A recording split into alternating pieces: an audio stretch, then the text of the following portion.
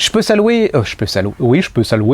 les éditions Métayer qui ont refait les couvertures, réédité un de mes écrivains préférés et qui est pour moi, avec Gutierrez, le plus grand écrivain cubain contemporain, qui s'appelle Leonardo Patura.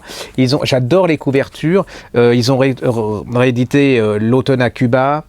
Electra La Havane, tout ça c'est des chefs-d'œuvre, hein, et Passé parfait. Alors si vraiment vous voulez connaître ce qui est Cuba, parce que Padura on dirait qu'il n'est pas sorti de la Havane, hein. C'est vraiment, c'est comme quand on parle de Parisiens, il y a des Parisiens qui à une époque ne sortaient jamais de Paris, qui vous reparlaient de Paris comme si ils étaient l'âme de Paris. Bah lui c'est ça, il va vous expliquer ce que c'est que la Havane, mais pas le côté touriste officiel. Vous savez, il y a aussi de la danse, il y a aussi de la musique, mais il y a tout ce qui est politique, tout ce qui est caché dans l'âme cubaine, tout ce qui se passe sous Fidel Castro, souvent sous ce côté un peu polar, un peu suspense, avec un inspecteur qui est complètement havanais, je ne sais pas si on dit havanais, mais enfin tout à fait cubain, amateur de livres, complètement décalé, et qui va vous faire pénétrer à l'intérieur des maisons cubaines avec leurs secrets, avec cette police qui est omniprésente, même si quand vous êtes à La Havane, vous la voyez pas trop, mais elle est omniprésente.